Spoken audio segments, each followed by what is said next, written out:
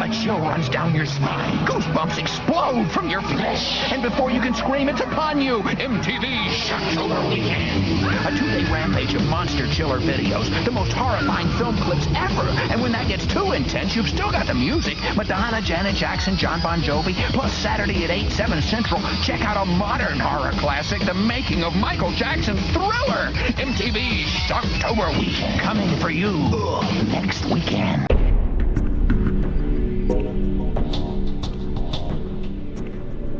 We are 15 days away from Halloween, and I'm not going to beat a dead horse. I already discussed how Halloween nowadays isn't the same as it used to be, and how the excuse of, we were kids doesn't really fly, because adults at the time had a certain look in their eye when this time of season came around. So to me, that is no excuse, but I'm not going to talk about it anymore. But what I did want to discuss is way more interesting, and that is the cool Halloween season from our childhood. Maybe we were growing up teenagers, and a little bit before 2010. When 2010 hit, I feel like that's where the grand shift happened, unfortunately. I'm gonna take this off real quick. I don't need sunglasses, man. I want to look you right in the eye. I want to straight look at you in your eyes like a man, Birdman style. So the one thing I missed the most, I don't obviously watch Cartoon Network, Nickelodeon, Disney Channel, any of that shit no more. For one, I don't own cable, and second, there really is no reason for me to turn on those channels to begin with. But I can't help but reminisce of Halloween specials in our favorite cartoons, right? Like, there was, the most notable one is Charlie Brown and the Great Pumpkin. Then you had the Scooby-Doo well, Scooby-Doo itself was just like a whole show based around like horror, right? They would play it during the summer, and it still gave you that feeling of Halloweeny, if you want to call it that.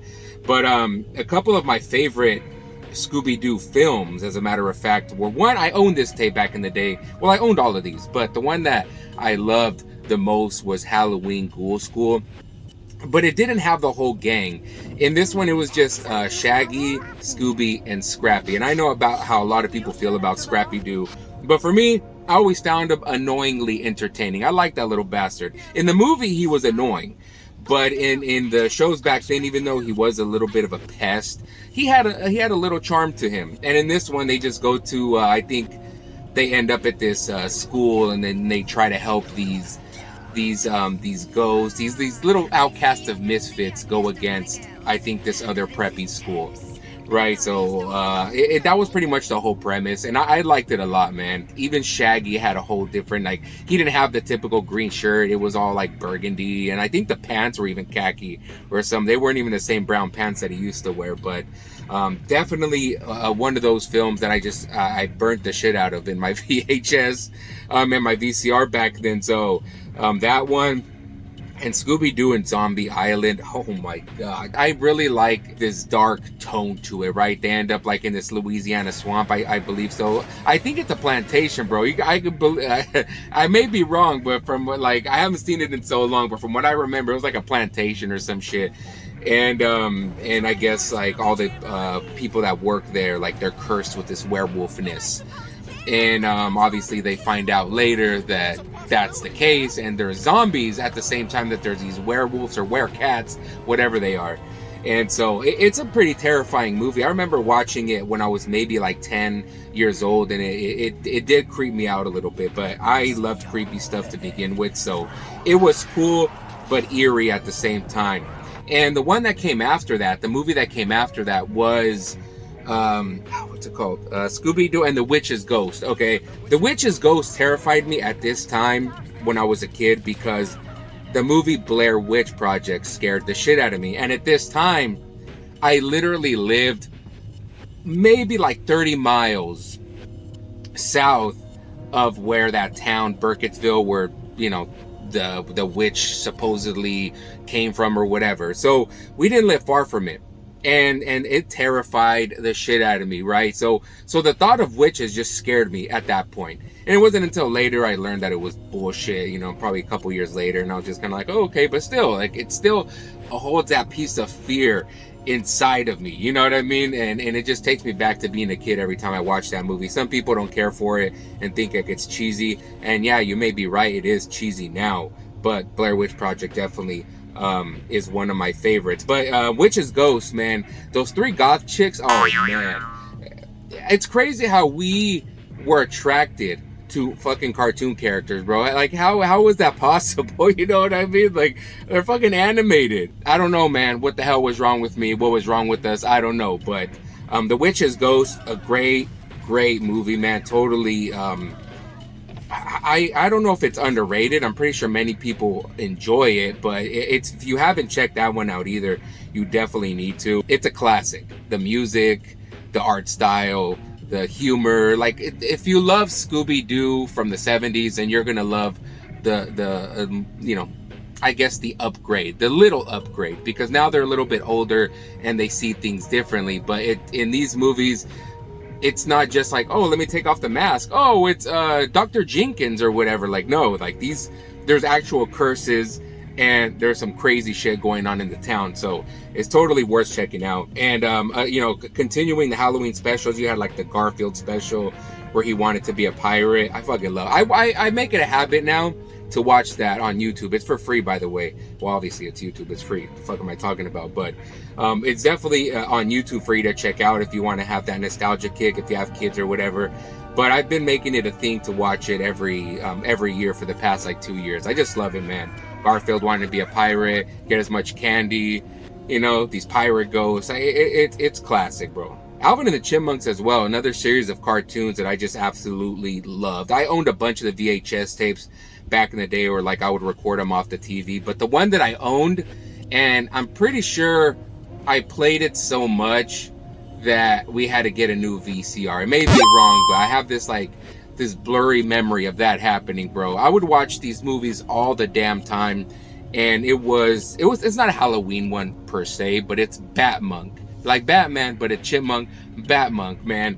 And that one, I would like to watch it during the Halloween season just because it felt very dark and ominous, right? Batman is like a very dark and ominous individual anyway, but that one was cool, man. And on that VHS tape, they also had like another pirate theme going on, and I think it was like a Sherlock Holmes from what I could remember. But yeah, man, that's really fucking, like, that's one of my favorites as well. It's good quality family fun. And of course, you got your Goosebumps and your Courage the Cowardly Dogs, or, you know, that's a given. Like, those, just like Scooby-Doo, those are givens. You just gotta watch those when you were a kid.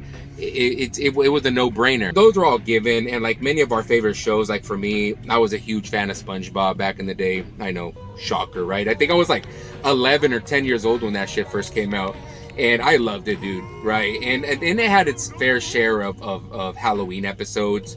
One of them, or they weren't necessarily Halloween, one of them was particularly for that occasion, but the other ones sort of have these eerie elements to it. SpongeBob itself is a very mysterious show in the early days, and they would do kind of bizarre stuff, man. Like, I think it was just like a twisted way that the animators thought would catch our attention, which absolutely did.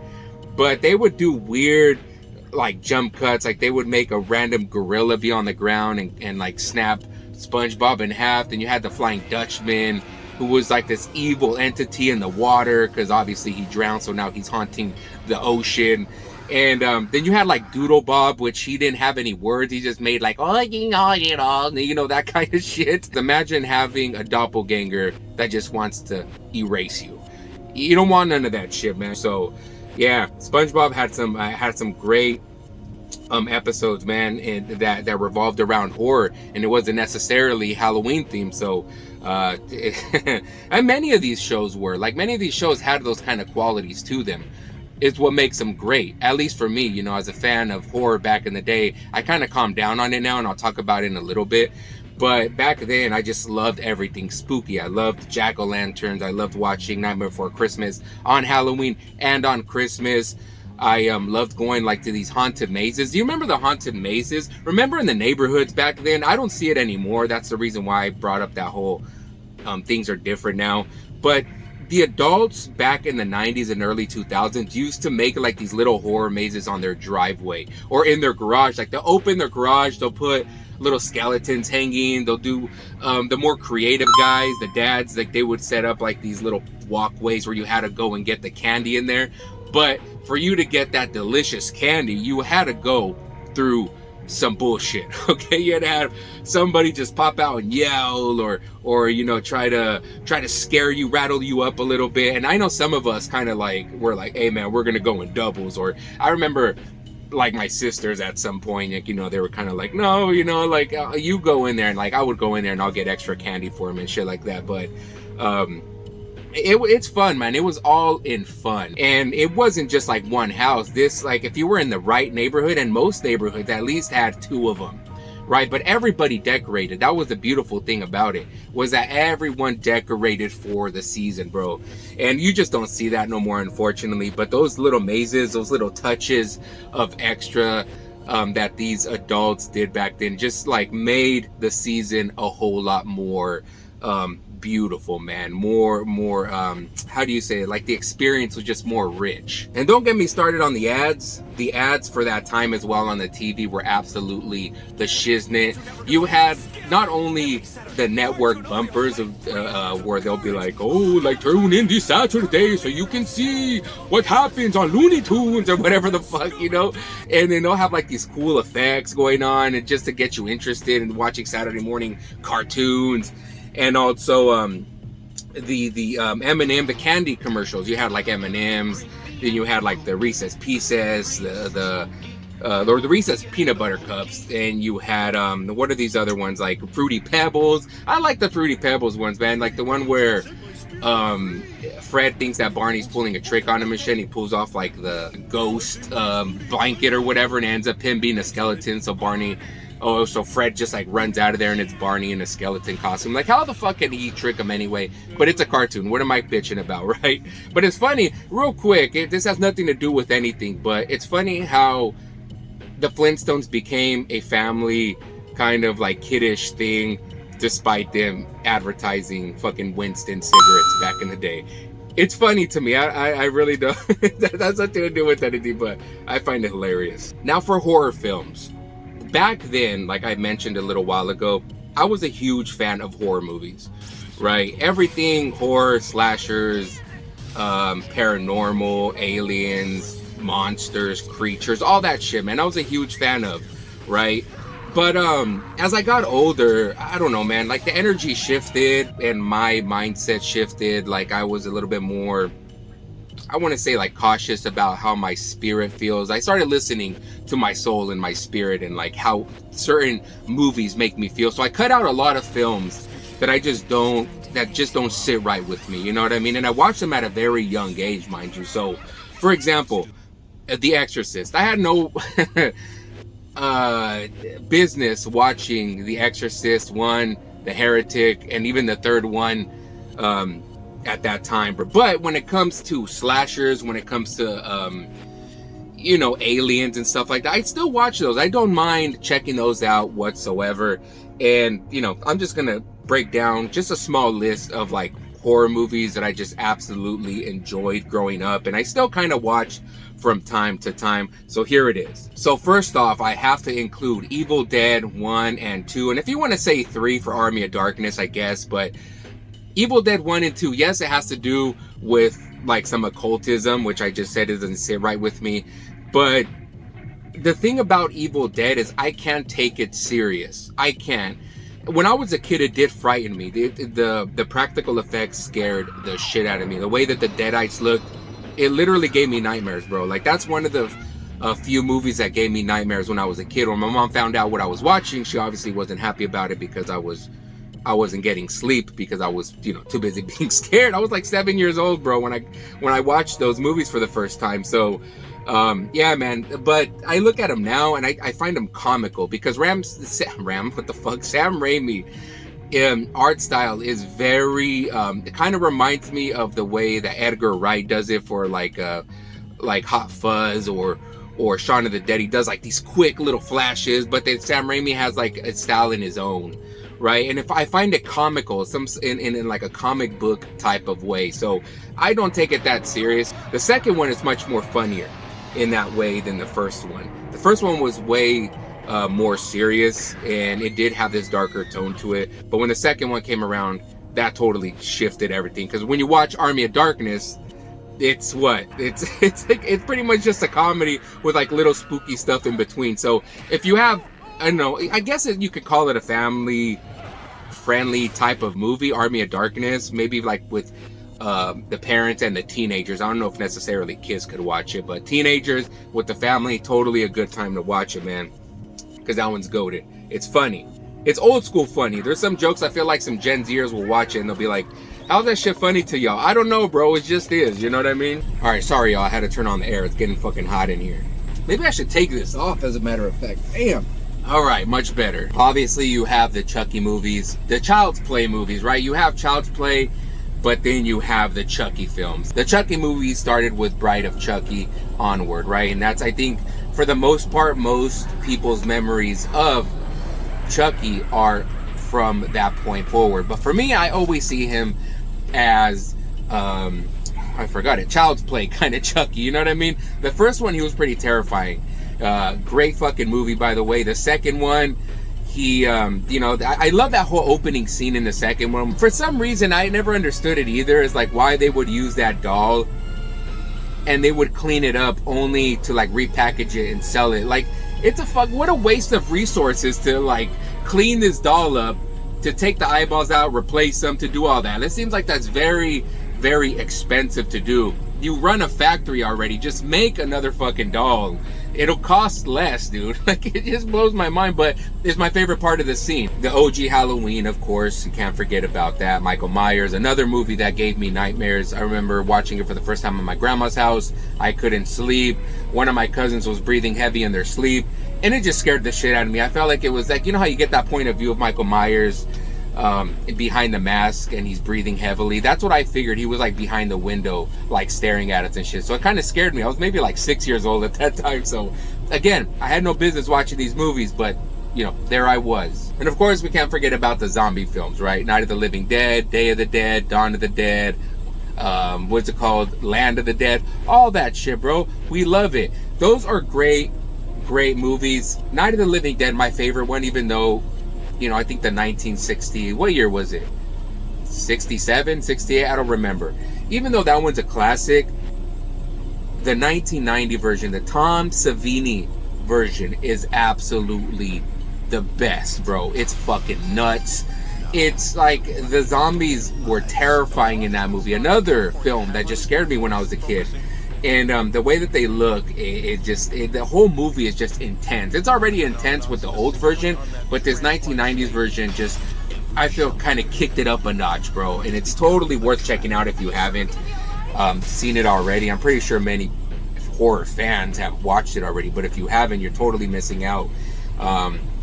And even Zack Snyder's Dawn of the Dead is another banger. I like Dawn of the Dead too, like the 80s. I think it was the 70s or the 80s version. That one's cool and all, but again, it's just much more terrifying in a modern world, bro, right? I was a kid. I was like maybe like a teenager at that time. So in a modern setting, it just fit perfectly. Stuck in a mall with all this shit, you think like, oh yeah, you're stuck in a mall with all this stuff, but you don't think about like this amount of zombies that are all over the place. They can break down the doors, dog. You know, you need supplies. There's other people who are living out there who probably thought, oh hey, there's a mall there, let's go there. You're vulnerable as shit inside of a mall, inside of a store, because there's gonna be people who are savages. And if you've learned anything from the show Walking Dead, you know you can't trust the humans as much as you can trust a fucking zombie. And also, really quick before I move on and talk about, you know, quickly talk about Candies and stuff, I can't forget, like, my favorite trilogy of horror movies. This is the Rob Zombie Firefly family trilogy. That's what I call it. I don't know what he calls it. I don't know anybody calls it. But you have House of a Thousand Corpses. You have The Devil's Rejects, which is his magnum opus, personally, what I think. And you have Three from Hell, which is the worst, in my opinion. It's still good, and it goes with, like, the theme of the trilogy, but it could have been better. But House of a Thousand Corpses, it's very low budget, but it's such a great movie, dude. And who steals the show for me is Captain Spaulding in that beginning part. Sid Haig, R.I.P. it's everyone says like, oh, Pennywise is terrifying, and you know this version is Art the Clown is terrifying, which he is. He's fucking brutal. But Sid Haig, or Captain Spaulding, I should say, is the best fucking clown ever. I don't care what anybody says, bro. Everybody might differ. Maybe Ronald McDonald scared you as a kid, whatever. By the time I watched House of a Thousand Corpses, I was already like 16 years old, so it didn't really scare me. But his delivery, his performance for that small amount of time, it's fucking great, man. You know he's a menace. He's crazy. He's funny. The way that you expect a clown to be is exactly the way he portrays one, man. It's nuts. Oh, and I can't forget about Freddy vs. Jason. I can, man. The first horror movie I've ever seen in theaters was Freddy vs. Jason. I went with my cousin, and we were both. It was a packed theater. It might have been the second week that it first aired, so the theater was packed, right? A bunch of fucking college students, and we were just like the only 12-year-olds there. So every time like some shit went down, like you can hear the people in the audience go, yeah, like that kind of energy in the movies for a horror film that isn't Marvel. Like, of course you expect that from Marvel, Spider-Man, Batman, all that shit, right? Because that's the point. But to remember those moments for a movie that isn't a superhero film, it's a cool memory to have, man. A lot of great scenes in that film. A fucking mock or a parody of Jay and Silent Bob for some reason are in there. I don't know why, but Snoochie Boochies and all that shit. But it's a great fucking movie. Freddy vs. Jason, we all wanted to get to that end part when they fought. That was the most important shit. And when they did, bro, that theater was roaring. We were roaring. We were like, yeah, you know what I mean? Because that's all we wanted to see, and it was totally worth the build-up, man. They fought not only once, but twice. Okay, so it was totally worth it. Why did I sound like Arnold? It's totally worth it. But it was worth mentioning, because it's a horror film, but also it's one of my fondest memories of all time. So really quick before I end the video, I just want to name my favorite Halloween candies, the ones that I loved growing up. And we would, me and my cousins, because there was a bunch of us as cousins, we would go trick-or-treating and shit, and we would do little trades. There was some we liked, some we didn't like, and it was cool like that. So most of these are chocolate, by the way. I'm not really a fan of hard candy. I'm a huge chocolate guy. All right, that's more of my style. I like the chocolate. All right, so the first one I have here is Crunch Bars. You can't separate me from a motherfucking Crunch Bar in a million years. You're gonna need a crowbar for that, all right? And even then, that might be a little bit tough. When it comes to me and Crunch Bars, it's like I never loved the candy any more than that. Right? I'm just gonna keep it at that, man. Crunch Bars, the bunch of crunch at the movie theaters, beautiful. All right, those would be the ones that I always trade. For some reason, I had a couple of cousins that didn't care for them, so I would come up fat. I'll trade them a Snickers for that shit. Fuck a Snickers, it's being sacrificed for a Crunch Bar, right? Reese's Pieces, not the peanut butter cups, but Pieces, like the little M&M looking ones. I like those a whole lot more, and unfortunately, so did everybody else. So whatever we got from going to house is pretty much what we got, unfortunately. But it was cool, My mom was a huge fan of candy, so we would have those, around the house and shit too. So I wasn't completely deprived from it. Mr. Goodbar, you know how like they would sell like the bags of candy, the chocolate Hershey bags of chocolate, and they would have Hershey's almond, dark chocolate Hershey's, and they had the Mr. Goodbar, and then they had another one. But the Mr. Goodbars, because it's kind of similar to Crunch Bar, it has like that rice, that crunch to it. I like that kind of texture, man. All right, that's enough of crunch. I'm not going to talk about it more. Almond Joy is another one that I was fortunate to get an abundance of, because many kids didn't like it. Again, I'll trade you a fucking Snickers. A Snicker is good, but I'll trade you a Snickers for an Almond Joy, man. There's something about that coconut and chocolate like mushiness that's just, oh man, that's just divine. I love it. And of course, Kit Kat. You can't forget about Kit Kat, man. That goes without saying. If you don't like Kit Kat, that's one of those candies that nobody wanted to give up, okay? Like the Reese's Pieces. Once you had it, you had to guard it with your life and make sure nobody was going to steal your shit. And of course, I had to put it here because it happened often, because, I'm Mexican and this shit happens all the time. But the Mexican candies, bro, you would have like the little the little circle ones, and like when you chewed them, it had like that spicy sweetness to it, and after you busted it open, it was like that tamarind flavor inside. Beautiful, beautiful. And you had those watermelon, mango, and corn shaped lollipops as well. It had like that spicy sweetness, and it had like tajin or something on it. Oh my gosh, bro! Like from time to time, I just give in and I go and pick myself. Like if we go to a carniceria, or if we go to like a Mexican restaurant and they have those in the front while you're paying, I'll for like 25 cents, bro. I'll fucking get one. Anyway, that was it. That was the Halloween special, me talking about movies and stuff. It's kind of a long video, so I appreciate y'all sticking around if you did stick around this long.